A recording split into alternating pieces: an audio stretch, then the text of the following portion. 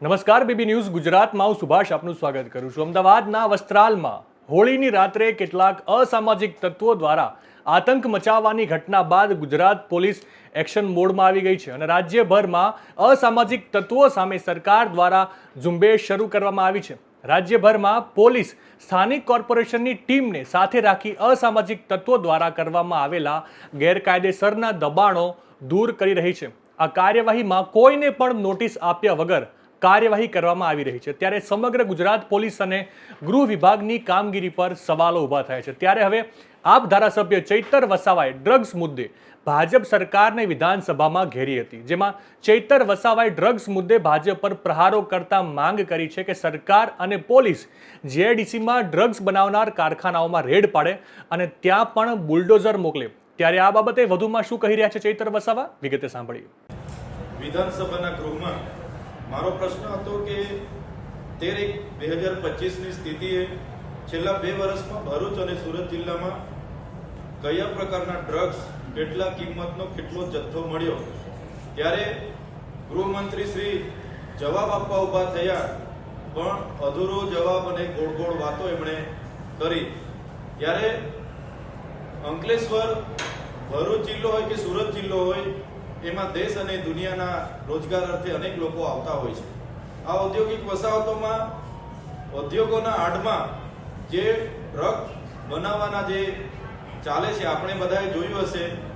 October 24માં અંકલેશ્વરની Panoli જીઆઈડીસીમાં આવકાર drugs private limited કંપનીમાંથી દિલ્હીની પોલીસે રેડ કરી અને 518 કિલો ડ્રગ્સ ઝડપાયું, જેની કિંમત અંદાજે 5,000 કરોડ આંકવામાં આવી હતી।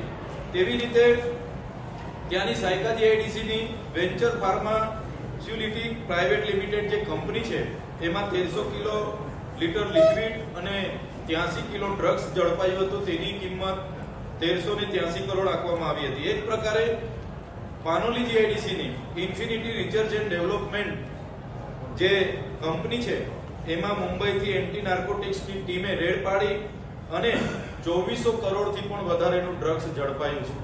ત્યારે ગૃહમંત્રી લાજવાના બદલે ગાજવાની વાત કરતા હોય, ભરૂચ પોલીસ લાજવાની બદલે ગાજવાની વાત કરતી હોય, યાત્રા પ્રમાણમાં ડ્રગ્સની વાત થાય છે ત્યારે પંજાબ, ઉડતા પંજાબની વાતો મૂકીને જવાબ આપવામાં ખસી જવાની વાતો કરતા હોય, પણ આ વરવી વાસ્તવિકતા છે। મેં ત્યાંના સ્થાનિક ધારાસભ્ય તરીકે ભરૂચ પોલીસને 35 જેટલા સીસીટીવી ફૂટેજ, જે પોલીસ અધિકારીઓ રાબેતા મુજબ દારૂના ઠેકાઓ પર હપ્તા લેવા જાય એવા 35 જેટલા અધિકારીઓના સીસીટીવી ફૂટેજ સુધી એસપીને આપ્યા હતા, છતાં આજ દિન સુધી કોઈ જ કાર્યવાહી નથી થઈ। ત્યારે આટલા મોટા પ્રમાણમાં જે અંકલેશ્વર જીઆઈડીસીમાં જે ડ્રગ્સ પકડાય છે, એની પાછળ પણ હપ્તાખોરી જવાબદાર છે, અમુક પોલીસ અધિકારીઓ જવાબદાર છે। એટલા માટે જ આટલા પ્રમાણમાં ડ્રગ્સ ચાલતું હોય એ સૂચવે છે।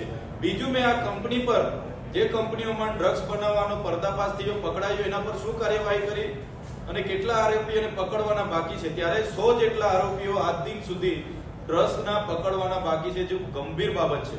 અને આ કંપનીઓમાંથી પાનોલી જીઆઈડીસીની ઇન્ફિનિટી રિસર્ચ એન્ડ ડેવલપમેન્ટ કંપની ફરી રાબેતા મુજબ ચાલુ થઈ ગઈ છે।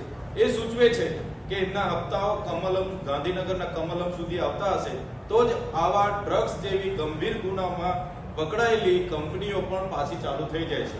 ત્યારે ગુજરાતની પોલીસ અને સરકાર આ ડ્રગ્સ માફિયા પર કડકમાં કડક કાયદેસરની કાર્યવાહી કરે, એમના વરઘોડા કાઢે, એમને ત્યાં જીબીના રેડ પાડે, એમના ત્યાં બુલડોઝર મોકલે, એવી અમે માંગ કરીએ છીએ। નવા સમાચાર, નવી અપડેટ સાથે ફરી મળીશું। ત્યાં સુધી મને રજા આપશો। નમસ્કાર।